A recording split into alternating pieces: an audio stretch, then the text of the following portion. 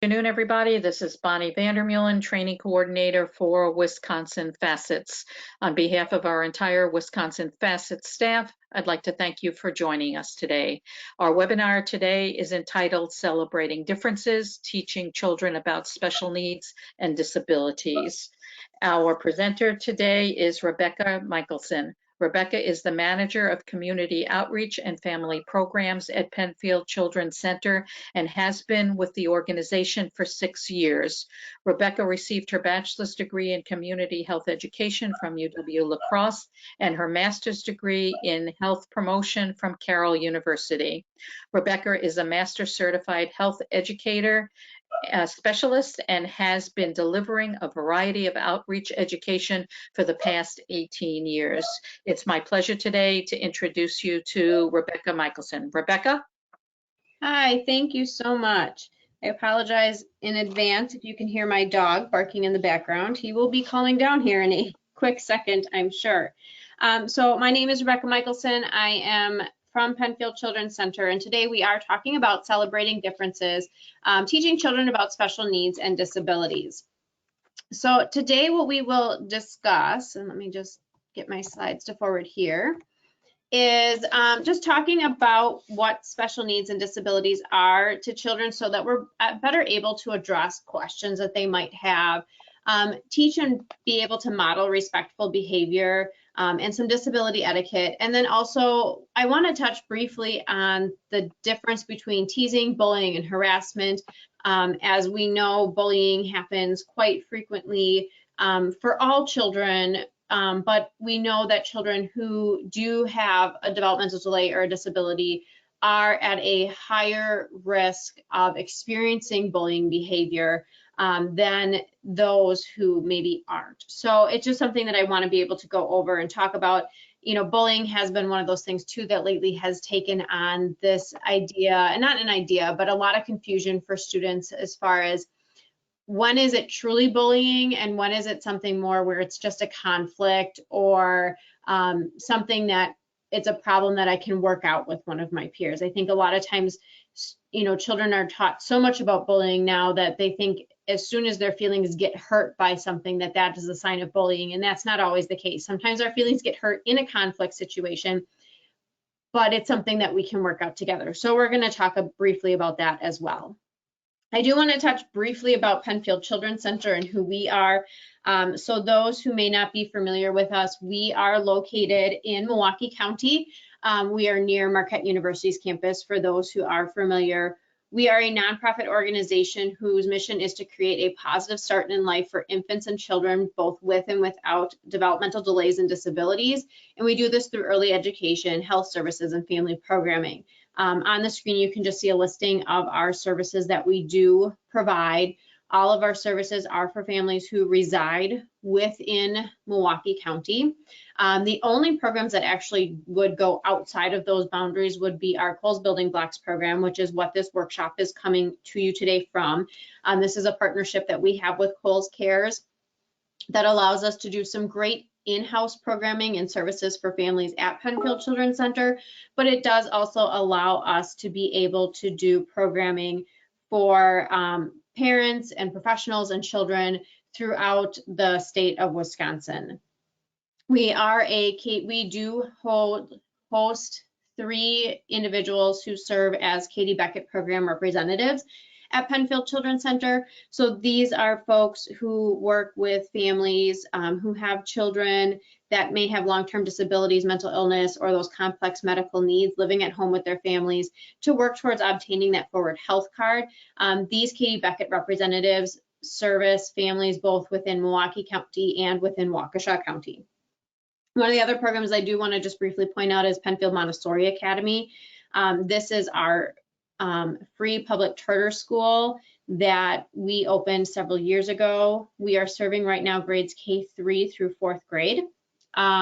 We are hoping someday to be all the way up to 8th grade, but every year we are adding another grade until we reach that 8th grade. So that is that program. That program actually serves both typically developing children as well as children with developmental delays and disabilities.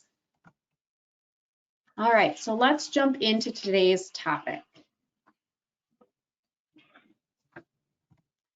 So I like to kind of always start off with this image of jelly beans. I think it's kind of this great reminder and a great way to start a conversation with kids, because who doesn't love jelly beans, right? They're bright, they're colorful, they're fun, and just reminding children, I think when we're talking about disabilities and developmental delays, but just in general, talking about differences, we all as human beings have differences.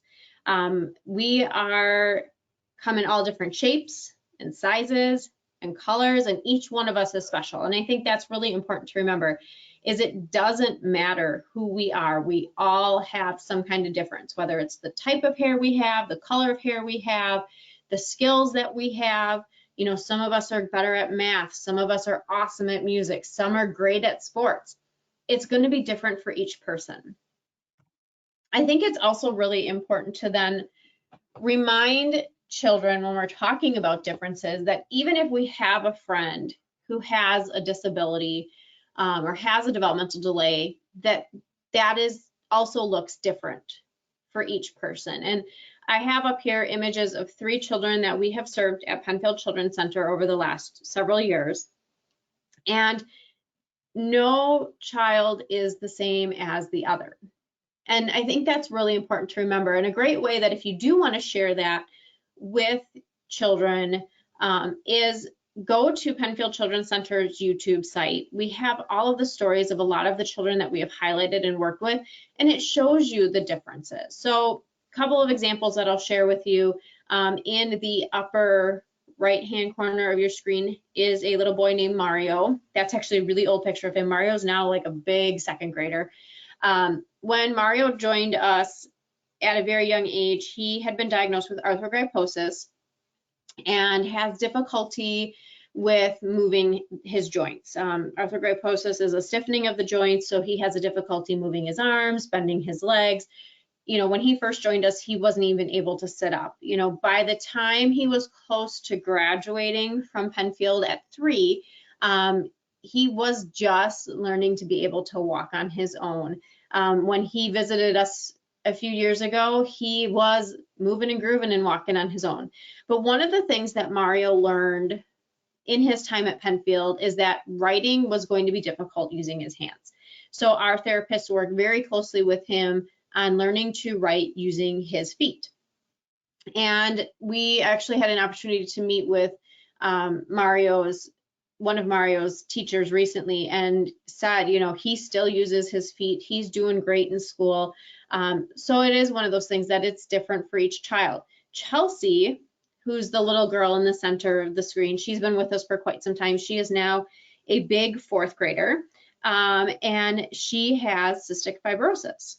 And so, you know, she goes throughout her day looking like many of the other students at her school, but she does have to take times to go to the nurse's office for different treatments and medications. Even the same was happening when she was a student at Penfield Children's Center and was in our early education and care classrooms.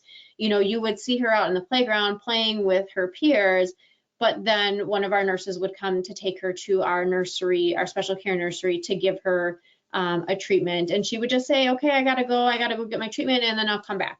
So, you know, it looks very different for each student. And I think that's important to remind folks of as well, is, you know, no one person looks alike. So how do we talk with children about differences and about disabilities? So the first thing we want to do is we want to be able to provide some education for them, providing them with education and information about disabilities in a factual way, but in an age-appropriate way. So what we might tell a 5-year-old is going to look different than maybe how we explain something to a 9-year-old. So we have to think about what is our child's developmental state for being able to share with them information in a way that they understand. So we might say things to them like, you know, if they see somebody who's using a wheelchair or using crutches, we might say something, you know, along the lines of the muscles in their legs maybe don't work like yours, and that's why they have a hard time walking. Or, you know, this person was born with one leg, so they have a prosthetic leg, or they may have a leg made out of, a certain type of material that's made for them to help them walk. So we want to provide them with some education. Some other points that we really want to make when it comes to talking about disabilities and providing that education for children is, helping them understand that disabilities happen in different ways. So we can talk about that. Yes, there are some people who are born with disabilities. They're born that way. They're born without a limb. They are born where their muscles maybe don't work right. But also that at other times, a disability can happen later in life, whether it happens from getting an illness, it happens from an accident or an injury, it happens just from potentially aging, as they think and look at their grandparents, great-grandparents. Those are things that can also help in that education. So pointing out that it can happen at different times. We also want to point out that people with disabilities aren't sick. So explain to them that a child who has a disability isn't sick, because we don't want them to think that they can catch a disability like they might catch a cold or like they might catch the flu. So we really want to make sure that they understand that it's not an illness that person has, that it is a disability and this is what it means. We want to also stress that there's nothing wrong with a person with a disability. So they might ask questions like, what's wrong with that girl, or what's wrong with that boy? And we want to explain that they may have trouble talking or they might have difficulty walking, but that doesn't mean that there's anything wrong with them. So really pointing that out for them. And then also, physical disability doesn't mean that someone has a cognitive disability. So, sometimes children assume that someone who has a physical disability may also struggle to communicate or may not be as smart as them. But we want to make it clear that just because somebody's body doesn't work the same doesn't mean that their brain is impaired in any way. So really kind of being clear about some of the terminology that they're using and the way they're asking questions. We also want to point out similarities. So it's important to acknowledge that an individual or a child with a disability is different from us, because they have a difference, but we also want to point out that they're not completely different from us. So that there's a lot of things that they have in common, that they might be good at math like your child is, or they like the same kind of music, or they like to play video games. So pointing out those similarities. It's important to read books that depict people who have different abilities with your child. We know that children starting at around the age of 3 years old, so that preschool age, do start to recognize differences between themselves and their peers. And that's just in general across the board. It's not not necessarily even between typically developing children and a child with a disability. This is, they notice there's differences that, I'm a girl and my classmate next to me is a boy. I have red hair and my classmate has brown hair. My skin is one color, my classmate's skin is another color. So it's really important to talk at a very young age with children about differences, because they do start recognizing those things at a fairly young age. We want to encourage friendships with children of all abilities.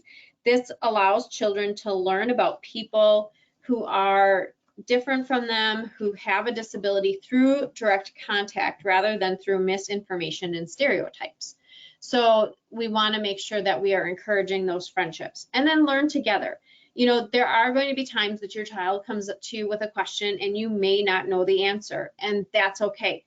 Be as honest as possible. Let them know that you don't know the answer, and take that opportunity to learn together by looking up the answer to the question in a book or on a website. So that is something that is really important.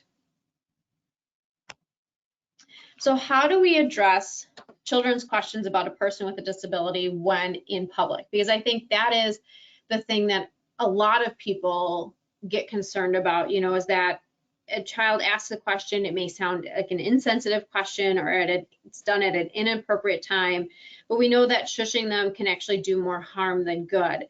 If we ignore or we shush their question, it gives your child the impression that conversations about disabilities are a bad thing, and that they shouldn't be talked about, So we want to instead try to address it briefly, and politely, and then encourage them, let's continue this conversation at home. So some of the things that we want to do is we don't want to get mad when they get curious. It's great that a lot of parents want to make sure that their kids are not offending those who have a disability, but we don't want to get angry with a child when they ask a question about a person with a disability. We don't want that child to ever feel fear or shame or anxiety about embarrassment in the presence of a disability. And a lot of times when we are shushing them and we are ignoring them, that's the sense that we're giving, is that there's a shame to having a disability, that there's a fear around a person who has a disability, and we don't want to be giving that that energy or that attitude to children. We want to be, again, encouraging them to be as inclusive as possible. A short stare is okay. A lot of times too, what you might find is you're in public and maybe your child doesn't ask a question, but they are staring. So, again, reminding them that, for kids, a short stare is okay. They get a little bit of a pass card with that, but as long as it's not a long, drawn out stare. If you do see them, just kind of point out, looking is okay, but not too long. So we just want to kind of get that nudge to kind of get them to move on. Being different isn't bad. And I mentioned this before, instead of putting a sad story on a disability, we want to say that, again, it's okay that there's a difference. This world is full of people who are different. It's not as much about how we do things, but it's that we get it done, and that's the important part. If you think about it, if each one of us was given a task, each one of us would go about completing that task in a different way, whether we had a disability or not. So I think that's really important to remember too, is that we all have different abilities, and the way we do things, just because it's different from the person next to us, isn't bad, it isn't wrong.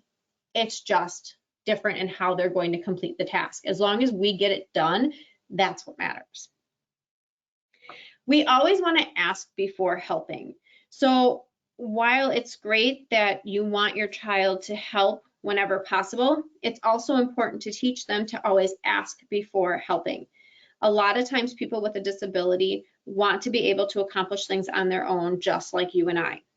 Another reason that's important to ask is oftentimes an individual, if they do need help, will need help in a specific way, or they will want you to help them in a specific way.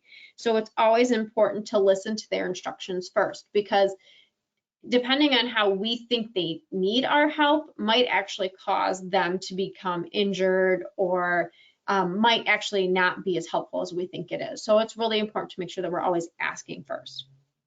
It's important to understand that equipment is empowering. A lot of times, because children aren't as familiar with equipment that individuals with disabilities use, such as a wheelchair or even a service animal, they see them as, maybe just an oversized stroller or a fun pet. But really, if you think about it, this piece of equipment or this service animal is serving as their legs, as their eyes, which makes these tools very empowering and not something that means that a person is helpless. And so I think that's important to remember too, is that these are tools that empower a person. And then we also want to watch our own reactions. Kids can sense what we are feeling. So if you're feeling nervous, awkward, afraid around people with disabilities, your kids are going to sense that and will feel the same way.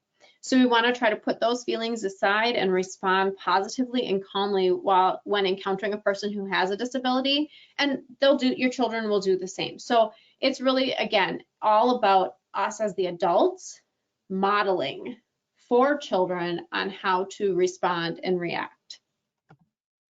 Some other things that are really important is to think about how we talk about disabilities with children. So one of the things that we really want to stress is the importance of people first language, or person first language, which refers and means that we refer first to the person, and then when necessary, we talk about the disability.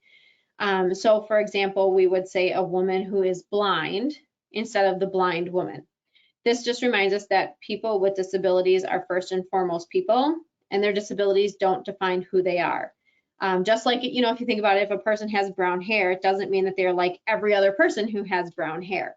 So we really want to make sure that, again, we're only talking about the disability if it's necessary to talk about it. So in the first column, you'll see are the terms that we would want to use. The second column are the terms that we would like to avoid using. So we want to talk about that person first language. And then again, these are just some additional words and terms that we want to think about trying to use when having these conversations with children versus the other terminology, which is in that second column there. So just some disability etiquette things to go over. I do a presentation in classrooms during the school year for different classes, and a lot of times with the younger grades, we don't get a chance to get into disability etiquette. We just spend a lot of our time talking about differences and why differences are important and how boring our worlds would be if we were all the same. I do have a secondary presentation that I do with older students or students who've already received my first presentation about differences, where we do get into talking a little bit more about disability etiquette and supporting just others with differences in our classrooms and in our schools. So these are things that I like to teach children and I like to remind them about. So the first is when we see a person with a disability, don't point, laugh, ignore, or stare. You know, we just want to look right at the person and smile, treat them like we would treat anybody else. I have a lot of conversations with students when we do this presentation about, you know, how would you feel if you walked into your classroom today and everybody just stopped what they were doing and they stared and they looked at you and they didn't say anything? You know, you would probably make you feel nervous, uncomfortable. You probably wouldn't feel very welcomed in your classroom. And so these are things that we want to think about when any new person, whether they have a disability or not, joins our classroom, is we want to make sure that we are nice, we smile, and we treat them just like we would treat anyone else. Second thing is if a person does have trouble hearing, we don't want to shout. We don't want to talk to the person as though they are younger than us or they're not as smart as us. We want to face that person straight on. We're going to use our normal speaking voice and we don't want to mumble. So again, if we know that we have a friend who has difficulty with speaking or hearing, we want to make sure that we are giving them our full attention. If a person is with a personal care assistant or an aide or a sign language interpreter, we want to make sure that when we're having a conversation with the person that we're actually talking to the person and not the assistant, the aide, or the interpreter. That person will position themselves where they need to in that conversation to make sure that they are assisting the person that you're speaking with. So don't feel as though you need to have a conversation with that person. You want to talk to the person that you're directly talking to. Some folks do use service animals and or service dogs to help them get around and help them do their everyday tasks. These dogs are working and should not be distracted. And I think that's really important to remember is, you know, kids get really excited about seeing an animal, seeing a dog, and it's really reminding them that when they're wearing their vest like that, that dog is doing a job and that dog is working. And I think it's harder now for, I think, some children to understand because service animals are really being trained to help with so much more than what I think they used to be able to do. That sometimes I think, you know, children don't always understand how that service animal is working when maybe there is a disability there, but it's not a disability that they can see. You know, I think of, there's a couple of instances where, you know, you see service animals being used to help for children with autism. And that's not always a visual thing that you can see. I know of a woman that I used to work very closely with at another job that I had, that she had a service animal with her who actually helped detect when her blood sugar was dropping too low and helped her to manage her diabetes. And so, you know, it was one of those things that people didn't, because that wasn't a visual thing that people could see, they didn't always recognize that that animal was working. If you are talking with a person who is using a wheelchair, we want to make sure that we kneel or sit so we're at eye level when we're having a conversation with them. Again, we need to remember that, it's just kind of the polite thing to do. You don't want to have them standing or sitting with their necks arched up a long time talking to you. The other thing that's really important that we want to keep track of is making sure that we don't lean or hang onto somebody's wheelchair as well. We need to remember that, again, this is a tool that is used to help them get around. This chair is an extension of their personal space. So we should not be leaning on this. We should not be hanging on this. Some children and some people with disabilities need to use a computer or other type of equipment called assistive technology to help them communicate. And so while these devices look very cool and like fun toys to play with, they are often very fragile and expensive. So we should not ever play with these things or touch them because, as I teach students quite often, these are tools. These are like our school supplies. And if something would happen to them, that child now does not have that tool to do the schoolwork that they need to do. So we really need to be respectful of these things and that they are tools and they are not toys. For folks who may have a speech disability, their speech may be slow and hard to understand, or they may have trouble getting words out smoothly. So we need to be patient and we need to listen. We want to let them know that their message is worth waiting for. And if we don't understand their message, it's okay to ask them to say it again. And then finally, people who have disabilities can do many things just like you. They just may do them differently. And so this is really what we want to remind students of again, is that yes, there are differences, but at the same time, there's a lot of things that are similar as well. They may be fans of the Packers, just like your child is fans of the Packers, or they may be really into basketball. So reminding that there are a lot of things that would have those similar interests.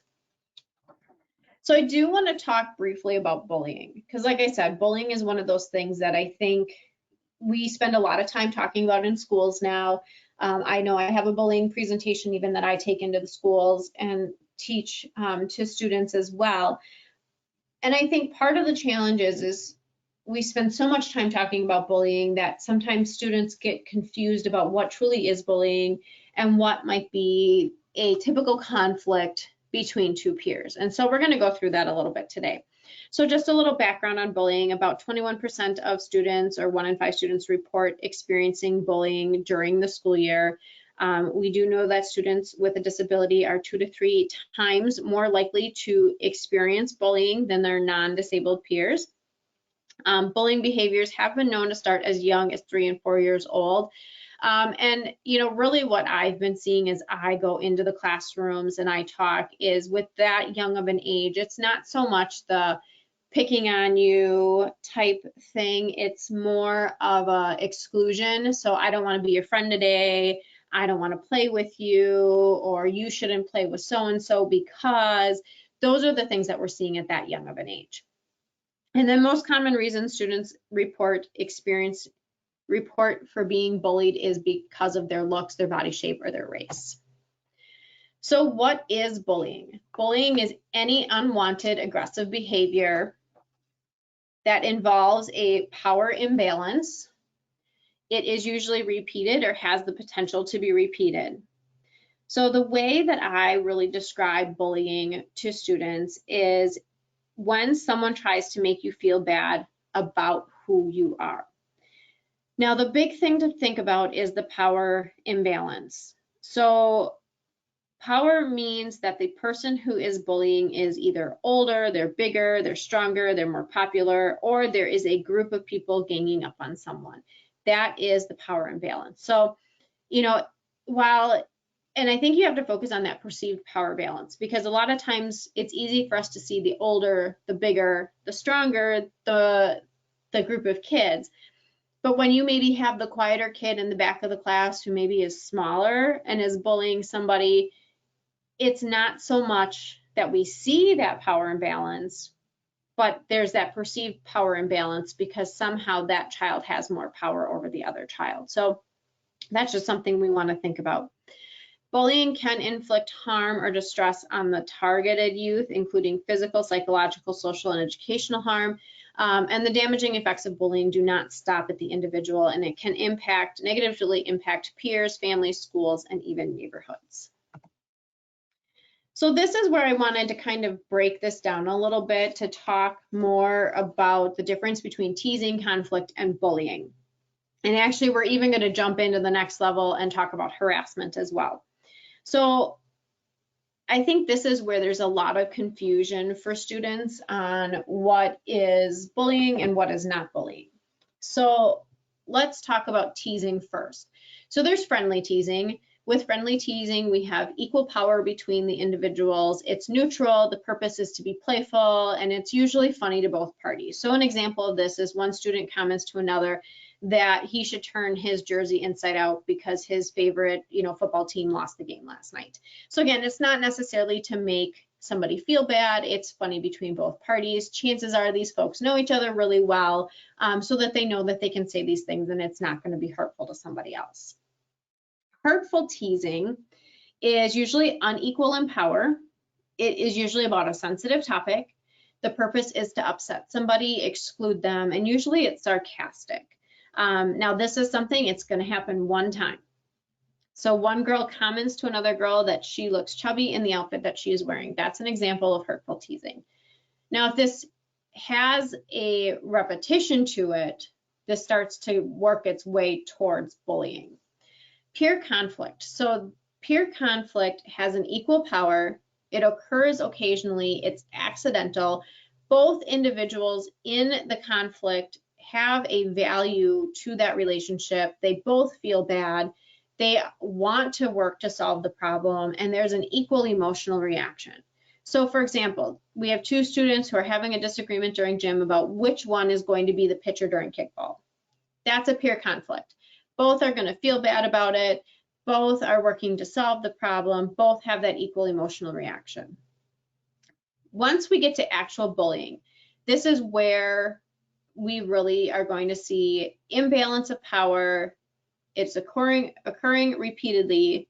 It's purposeful and serious. So like I said, it's done on purpose to make you feel bad about who you are. It seeks to gain some type of power over the person. Usually the person using the bullying behavior has no remorse.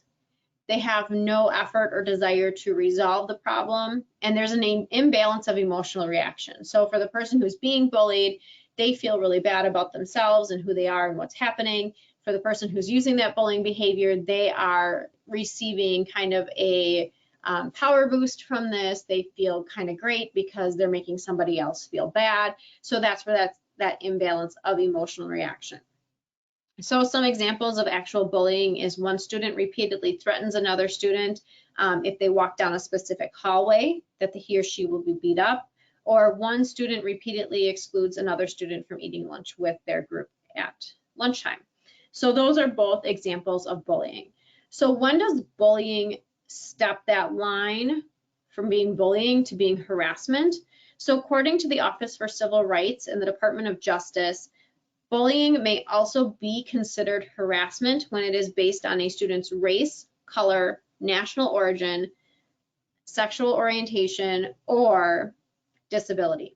So harassing behaviors can include unwelcome conduct, such as verbal abuse, such as name calling, epithets, slurs, graphic or written statements, threats, physical assaults, or other conduct that may be physically threatening, harmful, or humiliating. So the thing is bullying is really truly one of those things that can teeter and jump that line of bullying to harassment fairly quickly and fairly easily. So that is something to pay attention to. So one of the things that I like to talk to students about too when we're talking about bullying and we're talking about differences is this whole idea of telling versus tattling. A lot of students don't always fully understand the difference between the two, and there's a fear of telling when they see something happening because they don't want to be considered a tattletale. But we know that when students see bullying happen, if they do want to do something to make it end, they want to do something to help, and that if they feel that they can do something, the majority of them are actually going to do something to help, whether that's telling a teacher, or that is standing up to the person who's maybe saying something to, or who's being the bully. They're more likely to do something. So I do like to just go over telling versus tattling with students. So the way I teach this and the way that I really encourage students to think about this is telling is done to protect yourself or someone else from getting hurt. So if you see somebody that's about to get hurt or somebody's hurting you, that's when we want to tell. Tattling is done to get somebody in trouble. So I always give them the example of mom gives you dessert after dinner and she says you can have 3 Oreos. So you and your brother go into the pantry to get your Oreos and you take 3 like mom says, but your brother takes 4. And so you go, Mom, Timmy took 4 Oreos. Well, that's tattling. We're doing that to get him in trouble because him taking 4 Oreos isn't necessarily going to hurt him or hurt you. It's just one of those things that you think it's unfair and it's going to get him in trouble. So telling would be, you know, if let's say Timmy can't have 4 Oreos because he has diabetes and that's not safe for him, well, then we're going to tell because we know that's not safe. So we need to think about that. So how to talk to children about bullying when they see this happen, especially if they're seeing it happen with maybe a friend who has a disability. So when they see this, help them know that they are not alone, and help them know that there are many people who care about them and that no one deserves to be bullied. Also let them know that it's not up to them to stop the bullying from happening. It's really up to the adults that are there to support the child. So parents, teachers, guidance counselors, bus drivers, however and wherever it's happening. While bullying happens to a lot of kids, it's never okay and nobody deserves to be treated that way. I know a lot of times people kind of feel, well, this is just part of childhood. Everybody experiences bullying at some point, but really that's not the case. And we just want to let them know that it's not okay and it shouldn't continue to happen. And then we all need to work together to put an end to this. So everyone is responsible for addressing bullying. You know, this is the community's job, the school's job, parents' job, and students' job. It's everybody plays a role in this. So what should they do if they're witnessing bullying? Let them know how powerful they are and that they can make a difference. So as I said before, majority of students, if they see a bullying situation, they will intervene, whether it's, you know, talking to a teacher, whether it's saying something to an adult. So let them know that they are powerful and that they can make a difference. But sometimes they're unsure on how to make that first step. So we want to help kind of walk them through that. Like, what would you do? Who could you talk to? What could you say if you felt safe? Who else could you get to help you in putting an end to that situation? We do know that there is a power in numbers. So if they can get more friends to help them, that will also put an end to that bullying situation quicker. Tell them not to join in on the bullying behavior. So a lot of times, the easiest thing that we can do is encourage them to not feed into it. Don't laugh. Don't just stand around and watch it, because these are all things that kind of help support the bullying. We always want to emphasize, you know, get help. Talk to, you know, if you don't feel safe doing something, the best thing you can do is talk to an adult. Find the teacher, find another adult that you can talk to. Encourage them to show support for the student who is being bullied. So, you know, encourage them to play with that child, encourage them to eat lunch with that child, encourage them to let that child know that what they saw wasn't okay. And say, you know, hey, you know, if you need help next time, let me know, or why don't you at the next recess just come and play with me right away? So really kind of, you know, show support for that student. Like I said, encouraging them to talk to an adult, and if they are comfortable and they feel safe, they can tell the bully to stop. But oftentimes I know for students, the fear is if I draw attention to myself, then I'm going to be the one who's bullied. So we want to make sure that they feel comfortable and they feel safe when doing that. So just a few things that I want to throw out there to share with you when it comes to talking about disabilities with your children is that there are some great websites out there that you can visit with videos that you can watch and activities you can do. So we do actually on our PennfieldBuildingBlocks.org website, and actually I think it's more on our YouTube channel right now, have about 3 or 4 videos that you could utilize. The Centers for Disease Control has a Kids Quest section that talks about disabilities. Braille Bug, for those who want to learn more about Braille, can be found there. The PBS Kids show Arthur has some really great stuff. They do have a section about Braille. They do have a section about sign language. They also have a super great episode, and it's not necessarily on their website. I have found it on YouTube, called When Carl Meets George. And it's about one of the characters who meets another character at a library and doesn't necessarily understand why, you know, when he talks to him in a certain way or he does a certain thing, this character gets so upset, and learns about his diagnosis with autism, and talks about how he became friends with George by that kind of random encounter at the library, and how it made their friendship kind of grow. So there's lots of great websites and videos out there that you can utilize. There's also a lot of great books. These are just a handful of books out there that you can share. In the handouts section, there is a children's book that we wrote at Penfield through the Coles Building Blocks program that talks about 2 characters, one with a disability. They were afraid to be friends with each other, and then they learned that they had a lot in common, and so they decided to write their own book with some tips, and it goes through the disability etiquette that I talked about earlier. But it's a great way to kind of start introducing some of those topics with kids. We do have a handful of other children's books that hopefully by the end of this year, by the end of 2020, will be all up on our website. Many of them talk about differences. Many of them talk about disabilities and how to be a good friend to those who have a disability. So just something to kind of think about there. But there is that one book that is in your handouts section there, and I encourage you to download it and print it off if you want to read that with your child. So I think the biggest thing that I want you to remember and take away from today when it comes to talking about children with special needs and disabilities is that, you know, we all have differences. It doesn't matter who we are, where we're from, what we do. We all have things about us that make us different. You know, people who have a disability are just like us. They want to have friends just like us. They have the same feelings. They like to have fun. So they like to have birthday parties and sleepovers and play sports and play video games. They also like to be independent. They like to do things for themselves. It doesn't mean that they always need help. So it's always important that we ask for how to help first, or if they need help first. And then the most important thing that, you know, we really encourage students to take away from all of this is that we need to treat people the way we would want to be treated. It doesn't matter who you are, where you're from. That's just what we want to do. So these are just a few sources that we have used to pull together today's presentation. And what I'd like to do now is open it up for questions. Okay, thank you. So I do have a comment from one of the participants for you that relates to the People First language.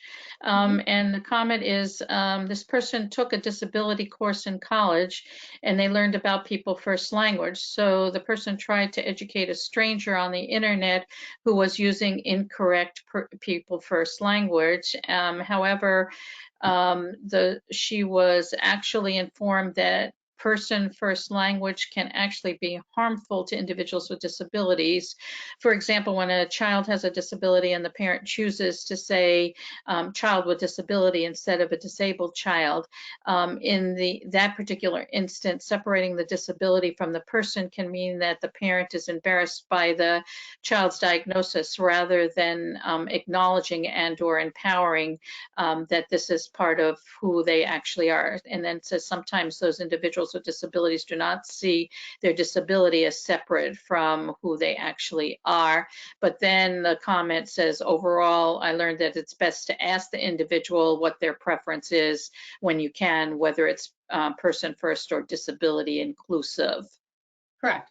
Yeah, and I 100% agree with that comment and that statement. It's, it is really this fine line. I think it's always best to, especially if you don't know the person, and you're having a conversation, or I think it's best to always teach children first, that person first language, because I think once they get to know maybe a child in their classroom, they'll learn a little bit more about what's the best way to talk about that child or talk to that child.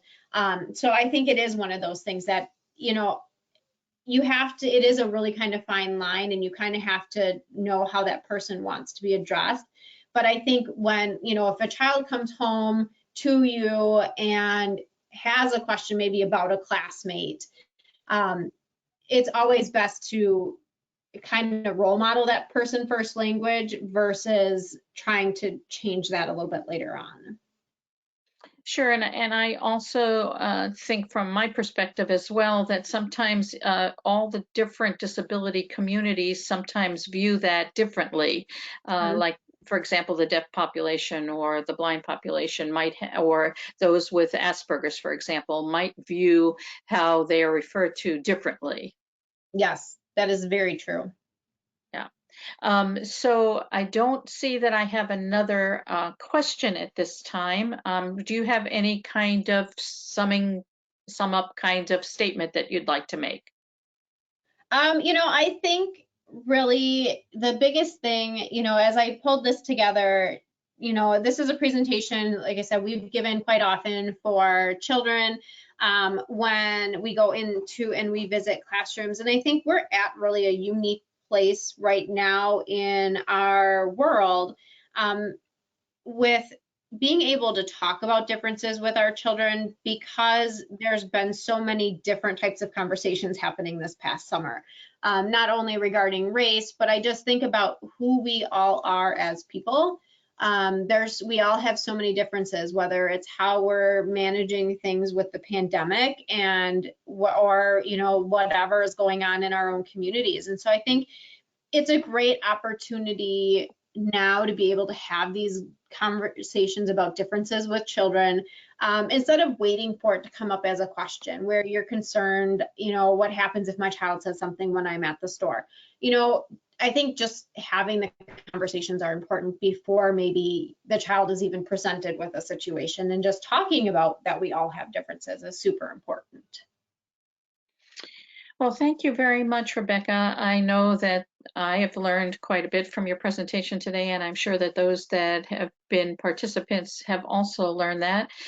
We thank you, and we thank Penfield for the opportunity to be able to have you do this webinar for us today. And at this time, I'd like to thank everybody for joining us today. This concludes our webinar. Please be reminded that Wisconsin Facets has over 80 scheduled trainings and webinars for the year 2020. Please check out our website calendar and register for any of the upcoming trainings that you might be interested in. And please watch for the short evaluation that'll be coming your way after our live presentation today. Again, thank you, Rebecca, and thank you for everybody who has participated today.